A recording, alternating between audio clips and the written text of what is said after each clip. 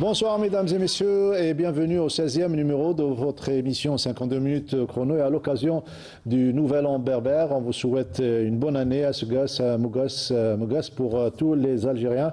Aujourd'hui on parlera de la Coupe d'Afrique des Nations et la fin de parcours pour l'équipe nationale algérienne, l'occasion de revenir sur ce qui n'a pas marché et ce qui a freiné surtout l'élan positif des Verts au quart de finale. Cette Coupe d'Afrique a été la dernière pour le capitaine Riyad Mahrez. On en parlera bien évidemment dans un sujet préparé soigneusement par notre collègue Sarah Derbel. Coupe d'Afrique nationale de handball, dernier réglage pour le 7 national avant le début de la compétition. Et puis cross-country, championnat national universitaire au golfe de Del Ibrahim. Les athlètes d'Alger Université 3 ont dominé la compétition. Et puis on fera la présentation de la finale de Supercoupe entre le Moudia d'Alger et l'USM Alger programmée le 17 de ce mois, à savoir ça sera un samedi prochain, jour férié, et puis ça sera le week-end plutôt. Et puis actuellement on débutait donc les huitièmes de finale. Aujourd'hui on débutait les huitièmes de finale de Dame Coupe par une superbe affiche qui se joue en ce moment même à Barraqi au stade Nelson Mandela entre l'USM Alger et l'USM El Harrach à la mi-temps. Le score est d'un but partout. C'est parti pour une heure de temps, une heure de sport à travers notre émission 52 chrono qui vous accompagne depuis 2012. Le plaisir de recevoir un habitué à 52 chrono. Il a été ancien rédacteur en chef à l'APS, à l'agence Presse Service, notre collègue Mohamed Zemour, qui est actuellement président de la communication au niveau de la Fédération algérienne de cyclisme. Mohamed Zemour, bonsoir et bienvenue à Asgas Amgas. Bonsoir Mokhtar, bonsoir à tout le monde. Donc Asgas Amgas, Inch'Allah, Yel Sgouas, Tazmert, Telwith et Marra. Donc je vous remercie et j'espère contribuer positivement à cette émission. Comme d'habitude, et vous êtes le bienvenu dans votre émission. Fatah Abada, toujours présent, toujours en forme. Bonsoir. Toujours bien habillé. Fatah Asgas Amgas, bonne année. Asgas Amgas Mokhtar, bonne année à tous les Algériens et puis bonsoir à nos amis téléspectateurs. Voilà, Badardine Belhadjouja, notre consultant, ex-président de la Fédération algérienne d'athlétisme. Le plaisir de le retrouver tous les lundis pour de très belles analyses, pointues et surtout objectives. Badardine Belhadjouja, bonne année, meilleurs vœux à Asgas Amgas. Bonsoir Mokhtar, bonsoir Fatah et Mohamed, bonsoir à nos chers téléspectateurs, Asgas Amgas, à tous les Algériens. À tous les Algériens, le décor est planté, c'est parti pour une heure de temps. Mohamed Zemour, vos nouvelles au niveau de la Fédération algérienne de cyclisme, mais pas que. Vous vous occupez également de la communication au niveau de la Fédération algérienne de triathlon, une nouvelle fédération. Oui, donc au niveau de la Fédération de cyclisme, ça a débuté, l'année a débuté déjà avec des compétitions. Donc on vient de clôturer une compétition très importante au niveau du Tour de Tlemcen, où nos athlètes habitués ont brillé et on a vu des jeunes qui ont émergé aussi, qui essayent de bousculer la hiérarchie imposée par Hamza Yassine et Hamza Amari et les autres. Donc ce week-end, on prépare le Tour de Constantine avec toujours la participation de nos élites. Ça, on prépare les compétitions à venir, notamment le Tour d'Algérie qui sera au mois d'avril, Inch'Allah. Inch'Allah, on va toucher à tous les aspects concernant le cyclisme et le triathlon, puisque vous êtes un journaliste, on ne va pas dire un journaliste à la retraite, puisque les journalistes sportifs ne prennent pas de retraite, un ancien de l'APS, donc vous avez touché à tout au niveau de l'APS, toutes les disciplines. On commence par la Coupe d'Afrique des Nations de football, fin de parcours pour les Verts. Fatah Abada, on s'est arrêté au quart de finale face à une équipe, vous l'avez dit, hein, il faut rester objectif. On n'a rien fait pour gagner cette équipe nigériane, mais il y avait beaucoup de choses à dire. Il n'était pas important que moi je le dise, mais il était important que le sélectionneur national le dise, et c'est ce qu'il a dit. Il a dit qu'on est tombé sur une grande équipe du Nigeria. Peut-être qu'on les a un petit peu surrespectés, mais effectivement, le Nigeria, il nous était supérieur. C'est vrai qu'on n'y était pas du tout en première période. En deuxième période, ça a été un petit peu mieux, mais on avait encaissé 2 buts, mais il y avait d'autres paramètres en dehors de tout ça, Mokhtar. Deux paramètres en dehors de tout ça qui ont empêché les Verts de jouer. C'était clair dès le coup de sifflet, dès le coup d'envoi. On voyait que le monsieur en mauve, parce qu'il n'était pas en noir, il était en mauve, était en service commandé. C'était très très clair de toute façon. Je ne suis pas le seul à le dire. La presse mondiale l'a dit. La tache noire de cette Coupe d'Afrique, c'est l'arbitrage. On va le voir, on va en discuter pendant toute l'émission. Et la presse mondiale, vous faites bien d'en parler. On va écouter notre confrère, Nabil Djellit, qui est journaliste à l'équipe. Et à France Foot. Et à France Football également, qui fait un petit peu le constat et un petit peu il donne son regard par rapport à la participation algérienne. Il commence par nous souhaiter et souhaiter à tous les Algériens un heureux nouvel an berbère. On écoute Nabil Djellit avant de retrouver Badardine Belhadjouja pour son analyse. Bonjour Canal Algérie, merci pour l'invitation et encore une fois bonne année à vous et puis à tout le peuple algérien, santé et prospérité. Alors effectivement, je trouve que l'arbitrage c'est devenu un sujet là depuis quelques temps. Alors moi j'avais fait la Coupe d'Afrique des Nations en Côte d'Ivoire et on s'était félicité. L'arbitrage n'était pas un sujet, c'était presque un motif de fierté. Alors c'est vrai qu'il y a des bons arbitres africains qui ont pris leur retraite depuis, mais je trouve que notamment l'utilisation du VAR là depuis quelques temps, je la trouve curieuse, d'autant que des consignes avaient été données aux arbitres d'aller voir à chaque fois que c'était litigieux d'aller voir la VAR, et étonnamment ils n'y vont pas. Alors je ne sais pas pourquoi, est-ce qu'il y a un problème d'utilisation, est-ce que pour moi peut-être aussi un problème d'incompétence, en tout cas je trouve ça assez étrange. Dans le cas par exemple du match de l'Algérie, alors même si l'Algérie a été surclassée par le Nigeria et méritait amplement leur victoire, on a quand même le droit de critiquer l'arbitrage, parce que sinon on ne dit plus rien. Alors pour moi l'arbitrage, honnêtement, il n'a pas été bon, il a été mauvais, et notamment sur cette situation de penalty, parce qu'autour de moi j'ai demandé à des confrères et aussi à des anciens joueurs, pour tout le monde il y avait penalty, et à minima ça devait être checké. Donc je trouve que c'est dommage, parce que du coup on parle moins du terrain mais on parle plus des décisions arbitrales.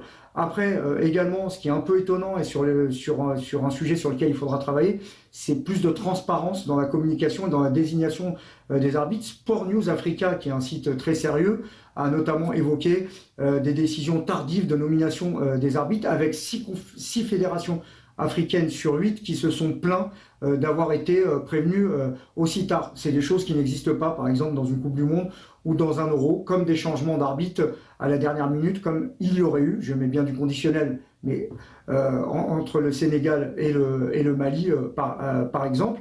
Donc c'est des choses sur lesquelles, à mon avis, il va falloir être meilleur dans les temps qui viennent. Et ensuite, après c'est un avis personnel, je pense qu'il y a aussi un problème de niveau, de disparité. Pour moi, et sans aucun chauvinisme, le meilleur arbitre de cette compétition, il est algérien, il s'appelle Mostafa Gorbal. On l'a vu déjà à la Coupe du Monde. Tout le monde salue son excellent arbitrage, sa maîtrise des événements. Et d'ailleurs, on l'a mis sur des gros matchs. Il y a une disparité entre des arbitres très bons comme Gorbal, comme le Sud-Africain par exemple, dont j'ai oublié le nom, et des arbitres qui pour moi sont beaucoup plus faibles. C'est-à-dire que tu as des arbitres presque de première division et des arbitres de 4e division. Comment vous m'expliquez qu'un arbitre, par exemple l'arbitre gabonais, pendant 3 ans, son championnat s'est arrêté? Qu'est-ce qu'il a fait tous les week-ends? Qui l'a arbitré? Et il se retrouve subitement dans des matchs de Coupe d'Afrique. Je pense que là, il y a un vrai problème aussi pour l'arbitrage africain, entre des arbitres qui peuvent être très bons, issus de pays où il y a des championnats assez compétitifs, l'Algérie, l'Égypte, l'Afrique du Sud. Et je ne dis pas que les autres sont foncièrement mauvais, mais c'est comme un joueur de haut niveau. S'il ne s'entraîne pas tous les week-ends, quand arrive la compétition, il n'est pas bon. Donc pour moi, c'est un vrai sujet. Et j'espère que la fin de la compétition ne sera pas entachée par des faits d'arbitrage très contestables. Soyez sûr qu'il y aura d'autres cas, Monsieur Nabil Djellit. En tout cas, merci pour votre précieuse analyse. On vient d'écouter Badardine Belhadjouja. Il a tout résumé. Il a fait un petit peu sa petite enquête sur les cas d'arbitrage et l'arbitrage d'une manière générale africain. Il a même signalé, il a parlé de ce décalage entre les bons arbitres et les arbitres moyens et les mauvais arbitres. C'est pas un jugement, mais c'est un constat beaucoup plus. Oui, c'est ça. En plus, Monsieur Djellit a été très explicite. Sur le plan arbitrage, objectif, explicite dans ses analyses. Moi, je dirais seulement, parce que je ne peux pas aller plus loin que son analyse, je dirais bravo à notre équipe.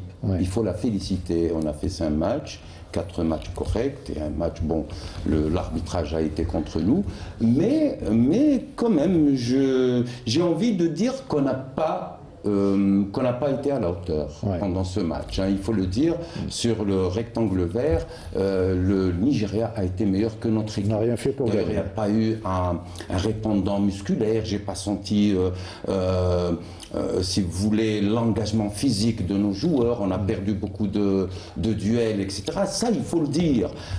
Bien qu'ils sont à féliciter. Hein, vous voyez, pour équilibrer un peu, pour ne pas tomber sur notre équipe, non, il va falloir les laisser travailler dans ce sens avec la même équipe et le même staff technique, médical, etc. Je déplore un peu le vide qu'il y avait au centre du terrain. Je ne l'ai pas compris, on n'avait pas de...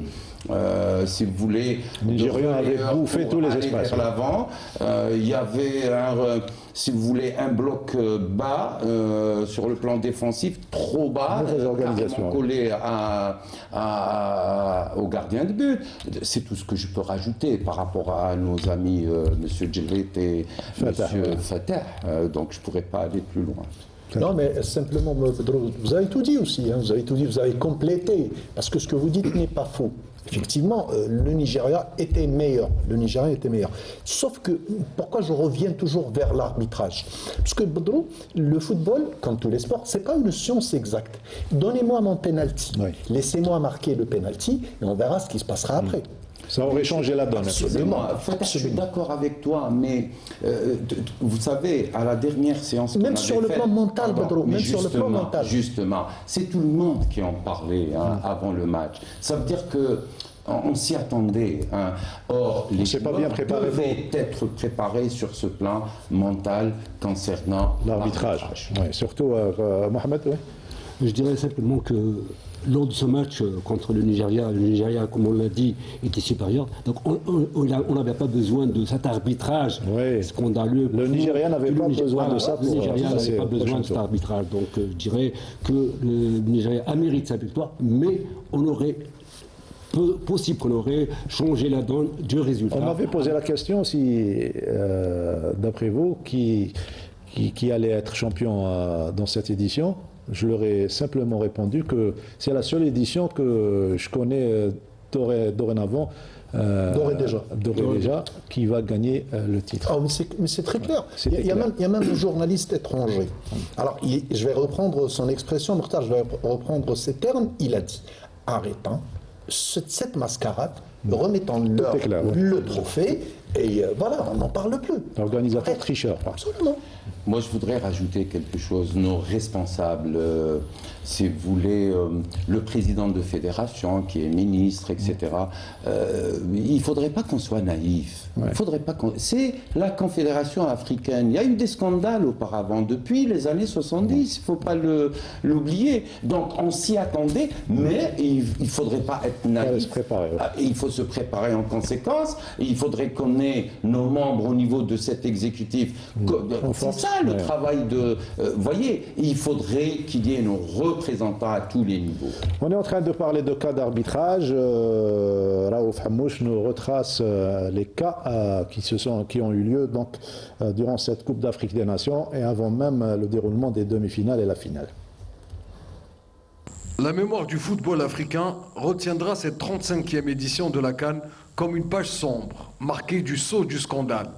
Une page écrite par des décisions arbitrales et arbitraires et signée par des organisateurs qui ont terni l'honneur de la compétition.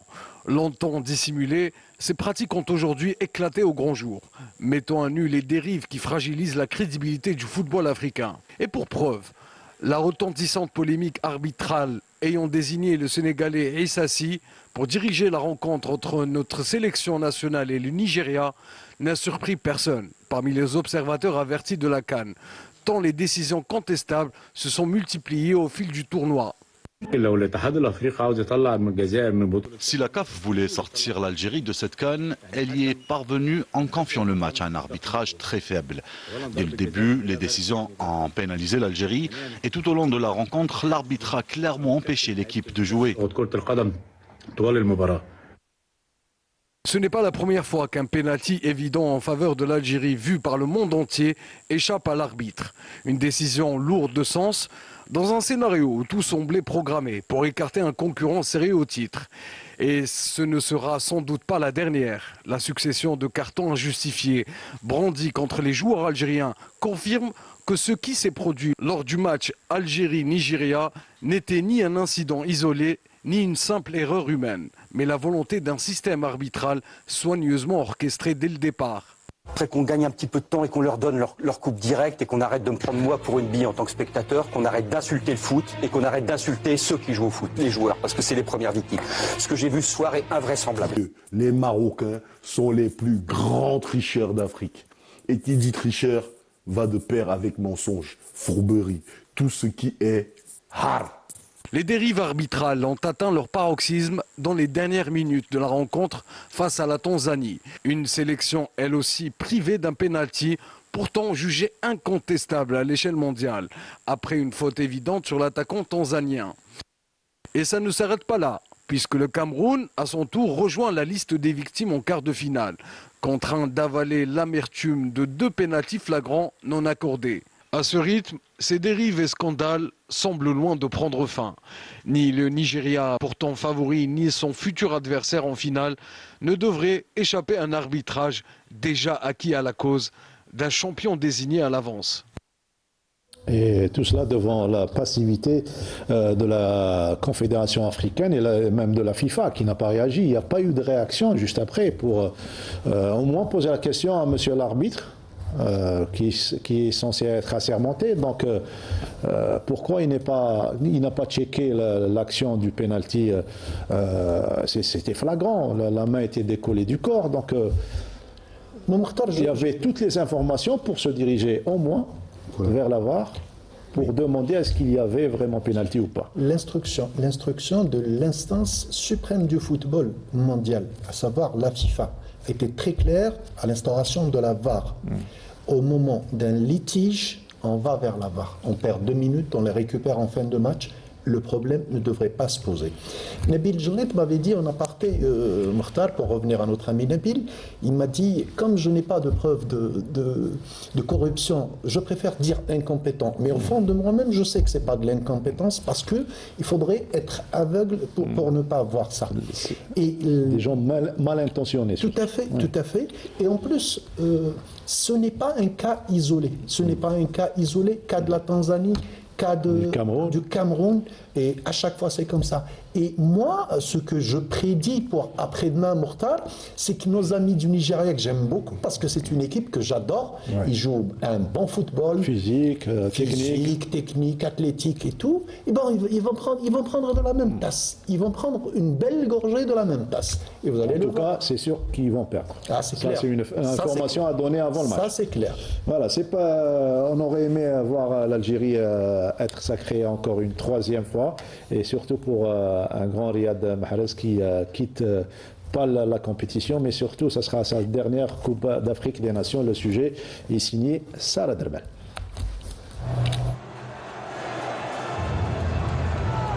Ce sera la dernière fois que l'on verra Riyad Mahrez disputer une Coupe d'Afrique des Nations.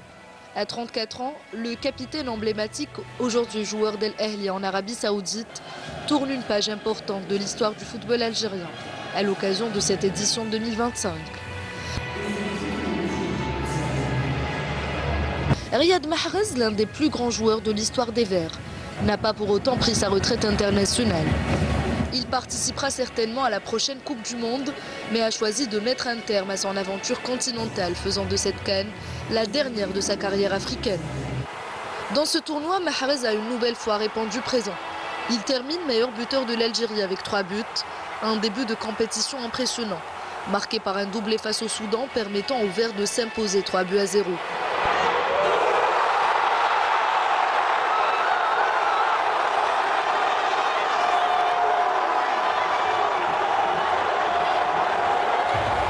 Avant une nouvelle réalisation décisive contre le Burkina Faso, synonyme de qualification au prochain tour.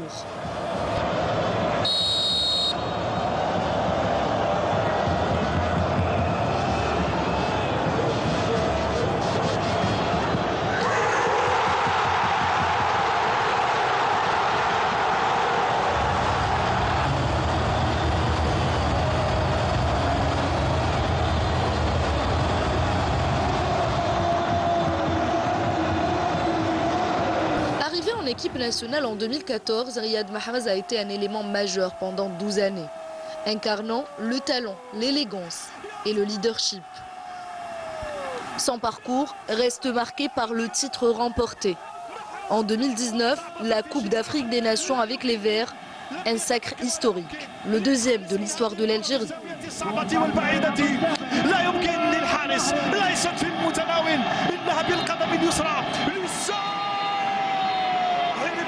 Même si cette dernière CAN s'est achevée par une élimination en quart de finale, elle restera celle des adieux continentaux pour Mahrez.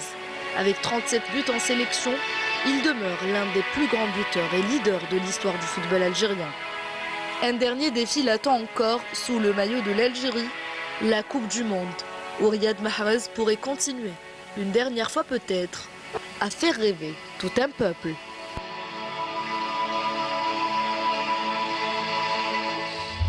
Il nous a fait rêver et il continuera à le faire, Inch'Allah, lors de la Coupe du Monde. En tout cas, un grand merci, un grand bravo à ce grand athlète, ce grand champion, on va dire l'un des meilleurs que l'Algérie a enfanté.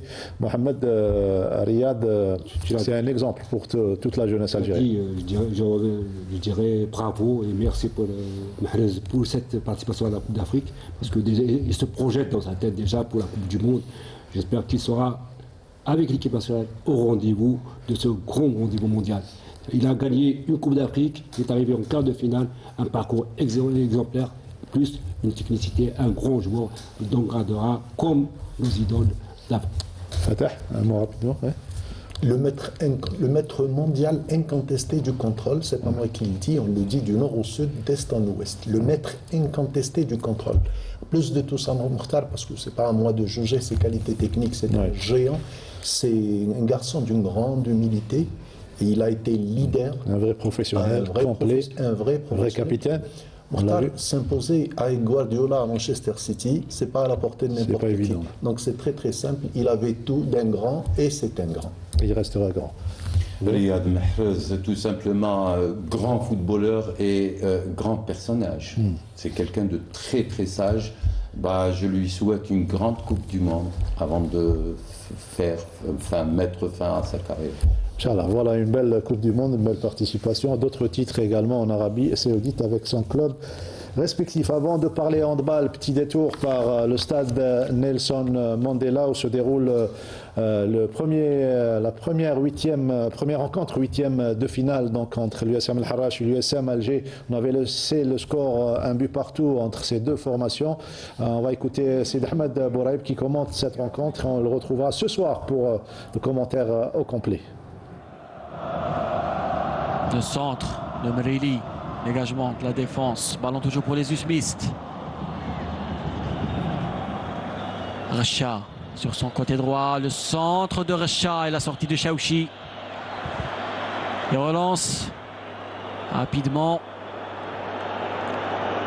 Chaouchi il relance toujours de la même façon. Oui, de la même façon, mais Bichou et le numéro 11. Vous venez de le constater, un but partout entre ces deux formations. On joue la deuxième période. Handball, un autre événement attend l'Algérie, ça sera la Coupe d'Afrique des Nations.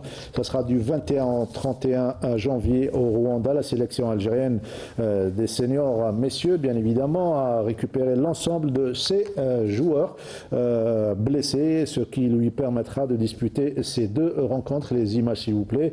Dernier match donc amicaux contre la Géorgie, c'est aujourd'hui. C'est en ce moment où on vous parle, l'Algérie affronte la Géorgie et la Slovénie juste après avec un effectif au grand complet et parachevé sa préparation en prévision du 27e championnat d'Afrique donc des nations qui se déroulera au Rwanda. Il faut rappeler que l'Algérie est le vice-champion d'Afrique, un titre décroché lors de la dernière édition. Les Verts sont en grand complet, alhamdoulilah. Il y a juste Berkous Badardine Belhadjouja qui est un petit peu blessé, mais sinon les autres joueurs ont tous rallié la composante de l'équipe nationale, drivée par le grand Salah Bouchkri. Oui, j'espère que pour Berkous ce n'est pas grave. J'espère qu'il va revenir très vite à sa forme physique après cette blessure. Je ne sais pas si elle est grave ou pas, mais je l'espère pour lui que ce n'est pas grave. Maintenant, revenir à l'objectif, je pense que l'objectif de cette fédération de handball, c'est de faire podium. Je pense que c'est à la portée de cette équipe, mais il faudrait laisser tranquille travailler cette équipe. Pourquoi ?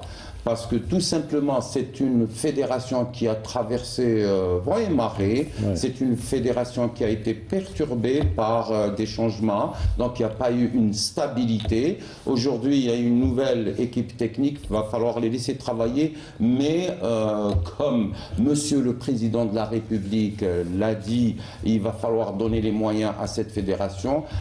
Pour revenir, il ne faut pas aller trop vite. Pour revenir concernant les compétitions et les échéances internationales, c'est-à-dire sur le plan résultat. Non, il va falloir revenir au développement, à la formation des jeunes.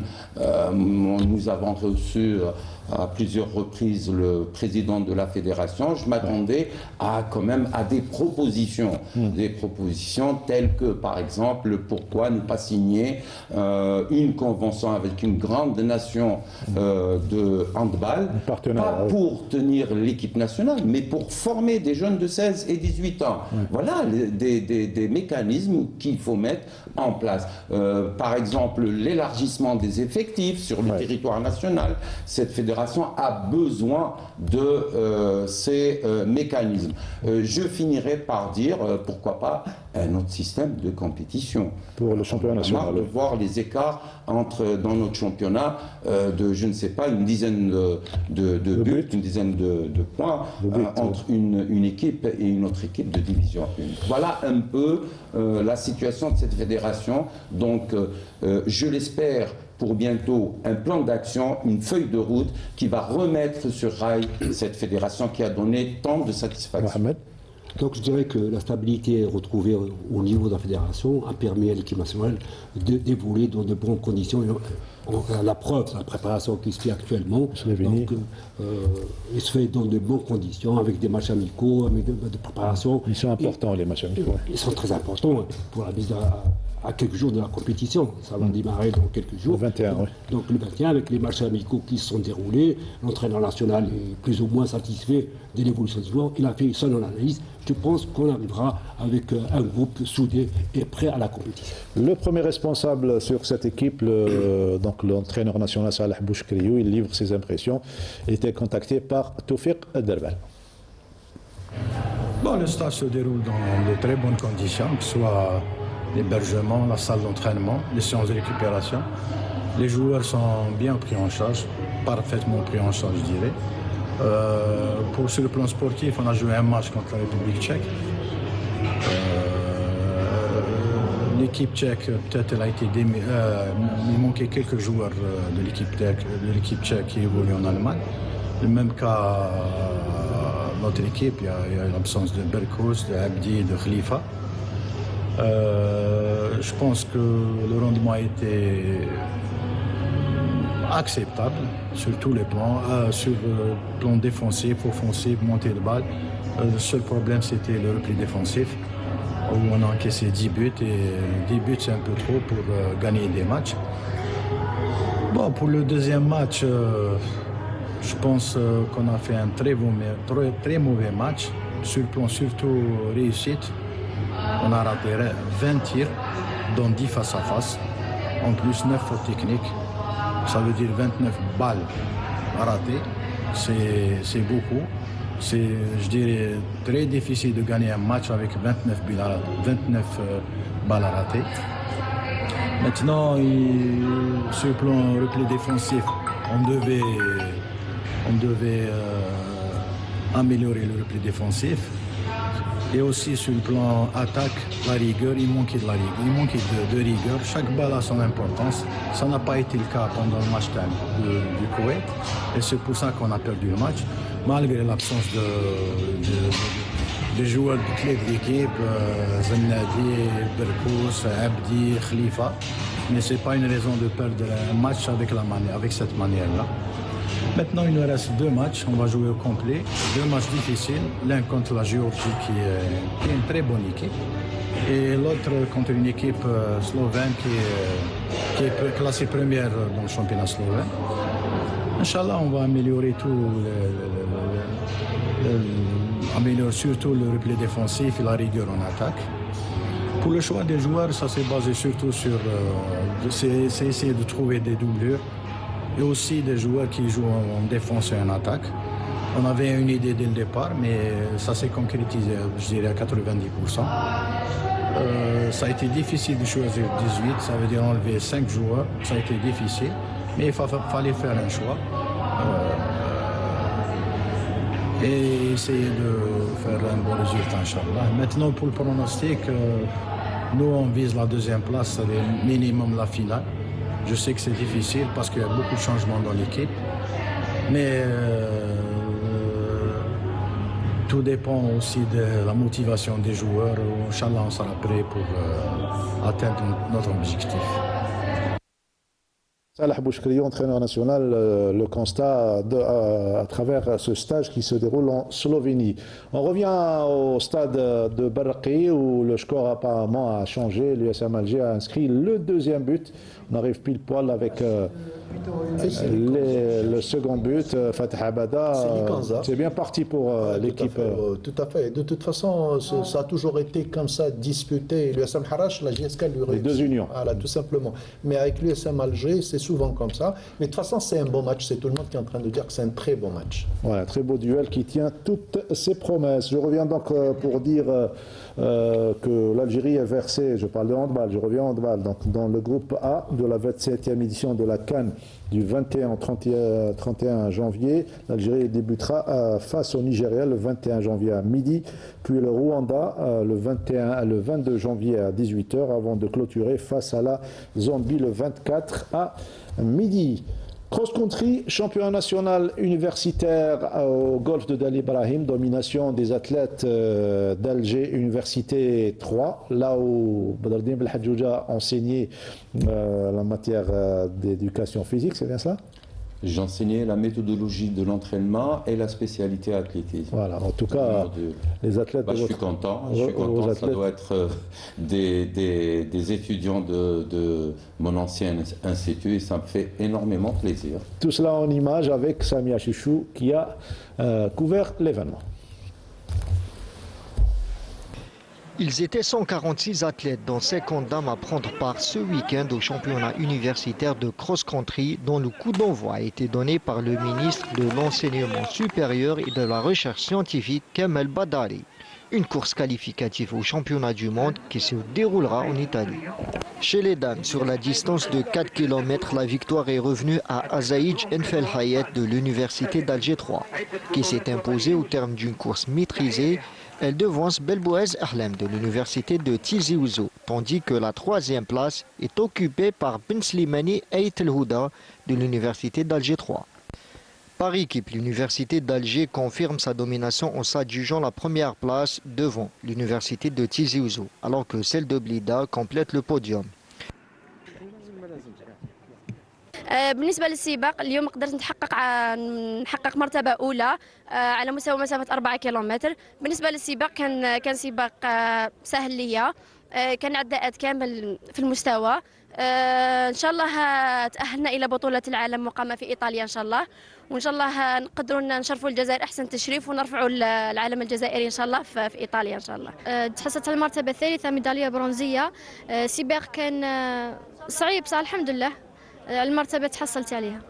وإحنا جينا حضرنا هنايا في العدو الريفي هذا البطولة الوطنية الجامعية اللي هي مؤهلة للبطولة العالمية.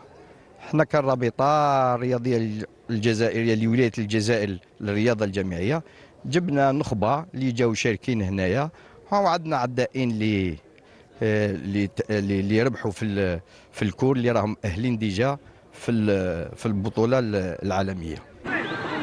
Sur la distance de 6 km d'âme, Benouada Hasna également de l'université d'Alger 3 s'est illustrée en décrochant la première place. Elle devance Dermoun Zahra de l'université de Chlef, tandis que Merraga Doha de l'université d'Alger termine 3e. Le classement par équipe voit l'université d'Alger s'imposer devant l'université de Sétif. تأهلت قدمت اليوم البطولة العالم اللي تقام بإيطاليا. الحمد لله كان صعب، سباق صعيب شوية، ولكن الحمد لله تحصلت على المركز الأول. Chez les hommes, l'épreuve de 4 km a été dominée par Hark Islam de l'université d'Alger 3 qui s'impose devant son coéquipier Khaouni Abdelhak. La troisième place est revenue à Bourouaba Med Islam de l'université de Indefla.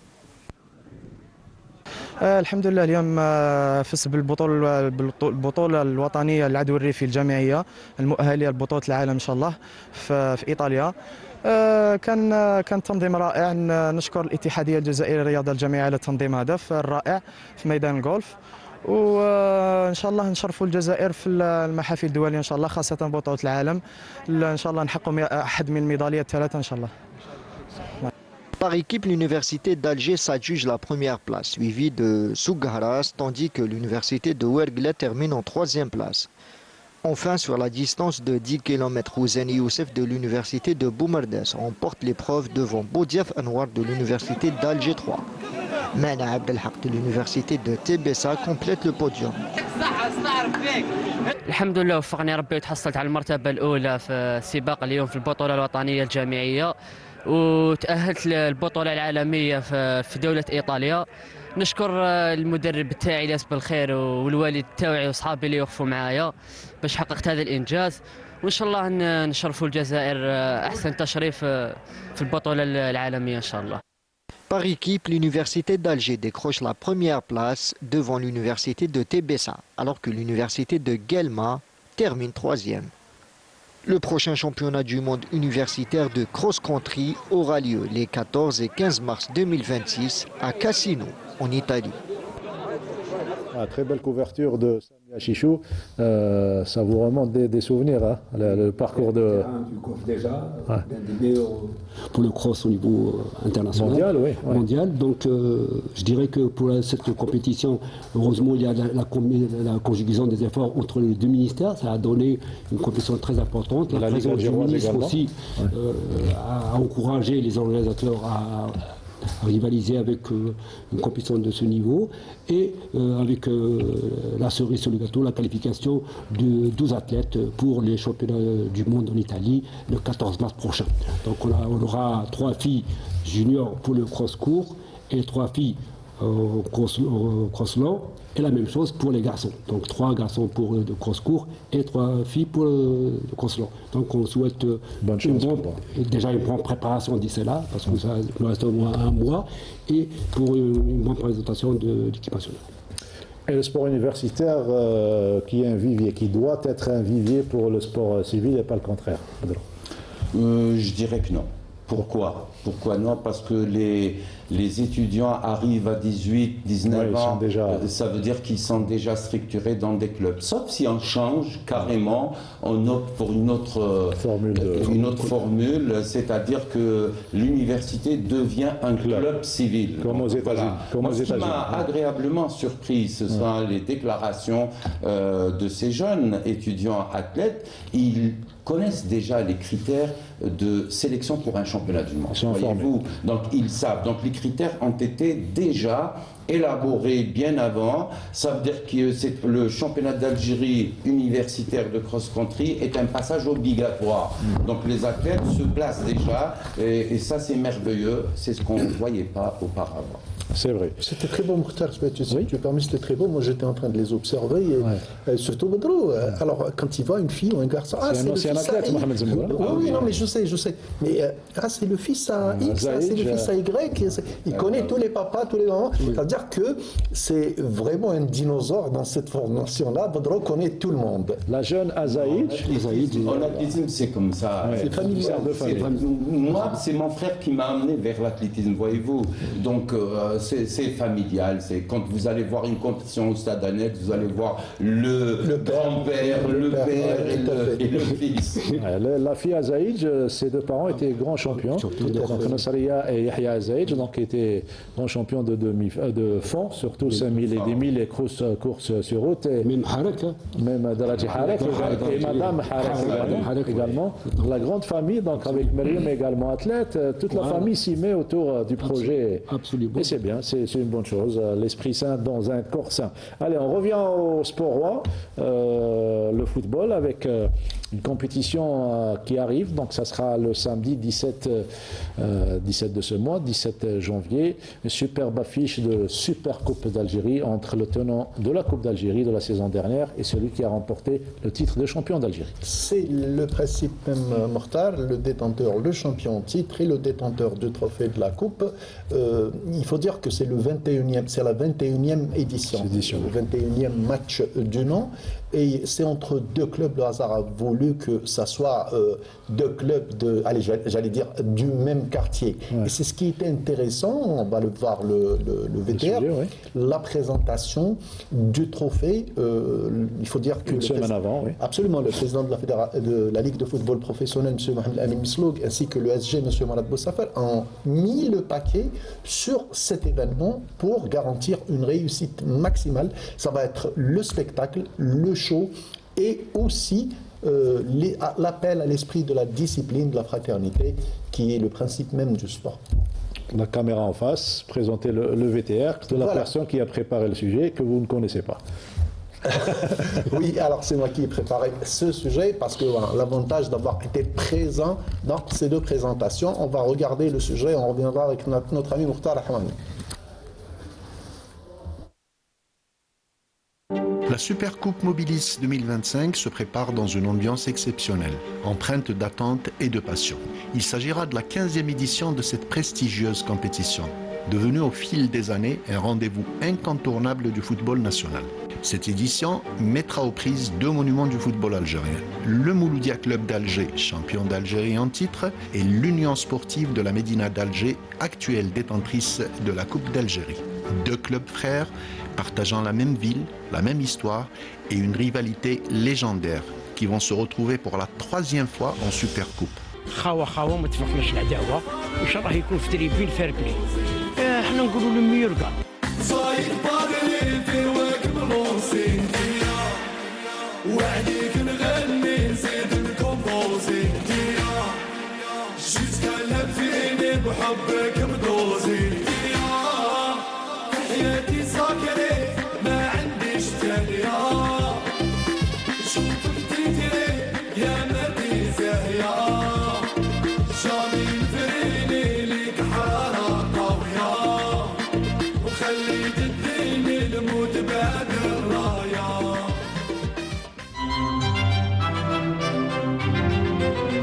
Les précédents duels sont encore gravés dans les mémoires des supporters. En 2014, le MCA s'était imposé sur le score d'1-2-0 face à l'USM Alger, décrochant ainsi le trophée. En 2016, par contre, l'USM Alger avait pris sa revanche en l'emportant 2-0 contre le Mouloudia. Cette nouvelle confrontation fait donc office de belle. Un match décisif pour départager définitivement les deux géants algérois dans cette compétition.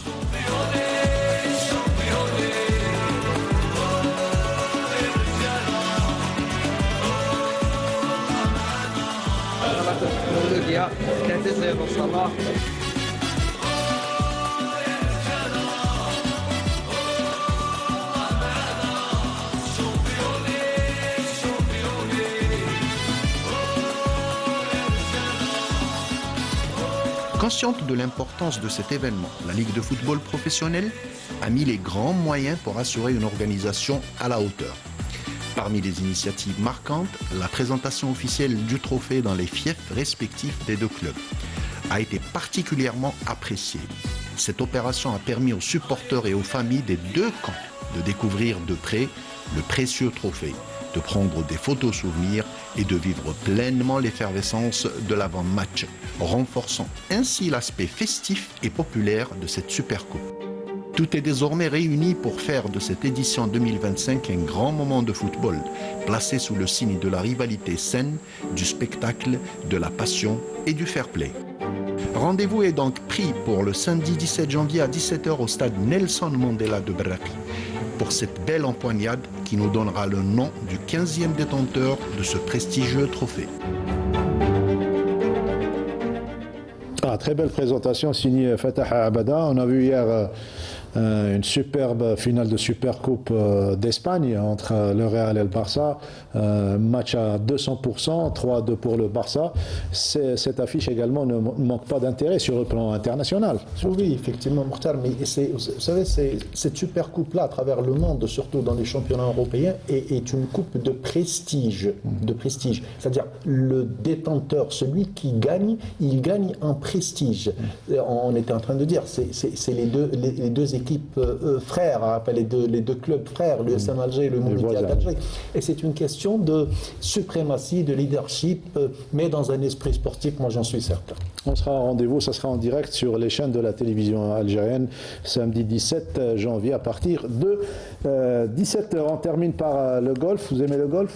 C'est un beau sport. C'est un beau sport, oui. Ouais, on va suivre ce portrait de Saifeddine Zerzor. Sarah Derbal s'était intéressée à ce jeune athlète qui a dignement représenté l'Algérie lors d'un tournoi international dernièrement en Turquie. Et il est revenu avec de jolis trophées. Le portrait est signé Sarah Derbal. Pour sa première apparition sur la scène internationale, Saifeddine Zerzor a fait bien plus que participer. Il a hissé l'Algérie parmi les meilleures nations du tournoi. Le jeune golfeur de 20 ans s'est affirmé avec une prestation qui confirme tout son potentiel sur la scène internationale. كان لي شرف كبير وين ما مثلت الجزائر فالمشاركة الأولى هذه تاعي انترناسيونال وإن شاء الله نشرفوها في أحسن تمثيل المرة القادمة. كانت لا كومبيتيسيون كانت اون دو جورني. لا بروميير جورني جيت للمرتبة السادسة. لا دوزيام جورني كلاسي الدوزيام في تركيا. كانت كومبيتيسيون بزاف هايلة والله فرحت بزاف كي مثلت الجزائر وطلع علم الجزائر. Pour saluer cette performance, la Fédération algérienne de golf a organisé une cérémonie en son honneur en présence d'un représentant du ministère et des dirigeants de son club. Saifeddine a été félicité pour avoir porté haut les couleurs nationales. احنا ما كناش نتوقعوا يدي المرتبه الثانيه. انا كنت نستنى كلاسي 15 16 كي سمعت صادفني ولا صادفني. اي فوالا درنا له هذا التكريم ما شاء الله هكذا ويسهل ما اكثر هو. كان لي شرف كبير اللي داروا لي هذا التكريم العائله تاعي كتر خيرهم. نشكر من هذا الباب رئيس الفيدراليه وايضا تانيك رئيس الفريق يعطيه الصحه والار وين كانوا وقفوا معايا بزاف كي كنت نتم يعيطوا لي كل يحوسوا عليا يعطيهم الصحه عطاوني جوائز قبل ما نروح ديجا كان تحفيز اكثر من دوكا. C'est un joueur qui est formidable. Je l'ai vu, je l'ai constaté, ça fait des années. Et il a fait beaucoup de progrès. Il manque un peu de conditions, il manque un peu de practice, il manque beaucoup de choses pour lancer vraiment à un niveau élevé. Derrière cet exploit, il y a d'abord un parcours construit avec passion. Né en 2004, Saifeddine découvre le golf très jeune.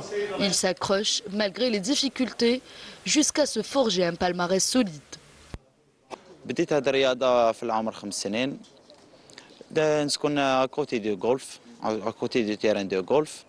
ملي كنت صغير وانا نشوف الغولف تما قبل ما نبدا كاع نمشي. ومن بعد كي مشيت كدايا دخلت نونطريني وبدات المسيرة. ربحت 3 فوا شامبيون دالجيري و 2 فوا لا كوب دالجيري وين هذا العام ان شاء الله 2025 صح لي وين نلعب ونشرف الجزائر في احسن تمثيل انترناسيونال. تحصلت على المرتبة الثانية في البطولة العالمية. Cette compétition internationale marquait sa toute première sortie sous le drapeau algérien. Une performance qui relance l'espoir d'un golf national ambitieux. Voilà, comme quoi les Algériens sont présents dans toutes les disciplines. Bravo à Saifeddine Zerzor et merci à Sarah Derbal pour cet intérêt accordé à cette discipline. Détour vers le stade donc de Berqi où le score a changé. Égalisation de l'USM Al-Harrach. On écoute Sid Ahmed Bouraïb. Ça joue sur le côté gauche. Et faute, indique M. Bouderbala.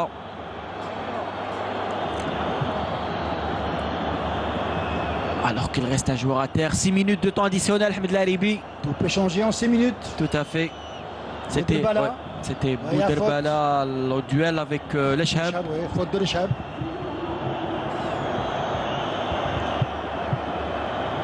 Voilà, de partout, ça promet une fin de match donc terrible entre ces deux formations qui se connaissent parfaitement bien, l'USM Al-Harrach et l'USM Alger. Je rappelle qu'on joue les 8e de finale de Dame Coupe. Bonne chance aux deux équipes, l'USM Al-Harrach et l'USM Alger. Les 5 dernières minutes avec notre invité donc Mohamed Zemour pour nous parler surtout de cyclisme, les prochaines compétitions à venir, notamment le Tour d'Algérie, avec un petit retour également sur les championnats d'Afrique. Dernièrement, il y a de cela 2 mois, c'est bien cela? Oui, donc pour le Tour d'Algérie, ce sera après Ramadan, Inch'Allah, du 17 au 26 avril. Sur des étapes, on partira selon le programme initial, donc on partira d'Oran vers Alger. La finale sera Alger-Tizi Ouzou. On va faire la grande arrivée. La dernière étape, c'est à Tizi Ouzou. Donc, où on a vécu déjà des engouements très populaires, très importants. Oui. Donc on va progresser un petit peu dans la qualité de la participation. On va inviter des équipes d'un autre niveau. Je dirais dans le sillage qu'on aura c'était hier, le Mouloudia d'Alger. Le cyclisme vient d'être classé par l'équipe continentale. Donc il rejoint Madar Pro Cycling. Donc on aura 2 équipes professionnelles cette année. Donc ça va ouvrir les portes pour la participation au niveau africain, au niveau international. Donc c'est un peu élever le niveau, inviter les équipes de niveau international pour permettre à nos athlètes de se frotter au niveau. Donc je disais, il y aura le Grand Prix de la ville d'Alger le 28 avril, une journée de repos, et on va prendre la compétition. Donc c'est ça, c'est le Tour d'Alger. Simplement la compétition pour le cyclisme a débuté, comme j'avais dit au départ, avec le Tour de Tlemcen et le Tour de Constantine. Et on préparera les championnats d'Afrique, bien sûr. Les championnats d'Afrique de cette année 2025, l'année dernière, donc on a eu de très bons résultats avec 2 titres africains, dont le premier au niveau d'histoire algérienne, c'est la compétition mixte. Oui. Nos filles et nos garçons ont réussi donc à décrocher l'or. Et un podium. On a fait 1, 2, 3 pour les cadets. Donc ça promet pour nos cadets, ça nous permet d'assurer une petite relève. Et nos cadets ont fait premier, 1, 2, 3. Et ils ont fait la même chose. Ils ont gagné les 3 médailles d'or mises en jeu pour les GAG qui sont déroulés derrière. Donc, le Tour d'Algérie, c'est Tour d'Algérie, donc c'est avril, c'est en avril, c'est du 17 au 26 avril, et le Grand Prix d'Alger, c'est le 28 avril. Un parcours, c'est le côté est ou bien Je dis, on va partir d'Oran, Tlemcen, Mostranum, Schleuf, on va arriver sur Alger, puis arriver à Alger-Tizi Ouzou. Donc côté ouest, voilà. Côté ouest pour le... on va faire la dernière étape, c'est Alger-Tizi Ouzou. Alger-Tizi Ouzou, donc une partie de l'est de l'Algérie. Il y a également une grande compétition en triathlon, puisque vous gérez la communication au niveau de cette fédération. Oui, donc on prépare les championnats d'Afrique des jeunes, des cadets, des juniors, au 14 février plutôt, en Égypte. Oui. Nos sélections sont actuellement, ils ont fait un premier stage au mois de décembre dernier à SIC. Oui. Ils ont repris cette semaine, ils sont à SIG aussi pour une préparation pour qualifier les meilleurs pour le championnat d'Afrique, qui est qualificatif pour les Jeux Olympiques de la jeunesse qui ont lieu à Dakar. Voilà, on a été complet sur ces 2 disciplines. Merci Mohamed d'avoir été parmi nous aujourd'hui. Merci à vous et je vous remercie. Voilà, merci à vous d'avoir été parmi nous. Fatah, merci. On se retrouve pour un autre match, pour un autre événement, Inch'Allah. Inch'Allah, merci Mokhtar, ça a été un plaisir d'être avec vous sur le plateau. Merci Fatah, merci Bedro, on se retrouve lundi. C'est moi qui vous remercie, bien sûr, sans faute, lundi prochain. Lundi, toujours même place, même rendez-vous. Lundi à partir de 18h pour vous, les amoureux des disciplines omnisport. Quant à moi, je vous dis, vous retrouverez jeudi à partir de 18h Parlons Sport avec Ma'ammar Djabour. Canal Foot, ça sera dimanche à partir de 18h également avec le duo Salah Derbel et Hakim Kishroud. Mais avant cela, des matchs de 8e de Coupe d'Algérie d'Algérie. Vendredi, ce sera CSC Entente Sétif à 16h avec Smaïl Ben Qaïdia. Et juste avant, jeudi, CRB Azmodoran avec Mohamed Haouchine en différé. Voilà le programme complet de la rédaction sportive de Canal Algérie. Restez fidèles au programme de Canal Algérie. Et puis, encore une fois, Assegas Amgas à tous les Algériens.